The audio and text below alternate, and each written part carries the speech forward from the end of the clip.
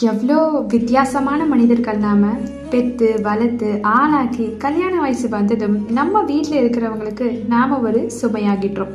கல்யாணம் பண்ணி கொடுத்துட்டா எவ்வளோ பெரிய நிம்மதியில் முன்ன பின்ன தெரியாதவங்க கிட்ட பேசக்கூடாது, பட் கல்யாணம் பண்ணி குழந்தை பெற்றுக்கலாம். ஹவ் ஸ்ட்ரேஞ்சில் அந்த வாழ்க்கை பிடிக்குதோ இல்லையோ ஒரு பிள்ளையை பெற்றுட்டு அதுக்காகவும் இவங்க மானம் மரியாதை கௌரவம்னு இல்லாத இழவுக்கும் நம்ம வாழணும். சண்டை போட்டால் அடங்காதவன், திருப்பி பேசினா பஜாரி, எதிர்த்து அடித்தா குடும்ப பெண்ணே இல்லை. இவனுங்க என்ன பண்ணாலும் சகிச்சுக்கிட்டு அழுதுட்டு கோவில் கொல்லன்னு சுற்றணும்.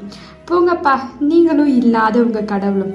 அடிக்கும்போது தவறு செய்யும்போது தடுக்காத கடவுள் என்னை பொறுத்த வரைக்கும் இல்லாத கடவுள் தான். பெண்ணினமோ பெரியாரிசமோ பேசல.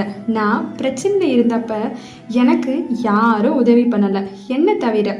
ஸோ என்னை பொறுத்த வரைக்கும் கடவுள் என்பவர் கற்பனைத்தான்.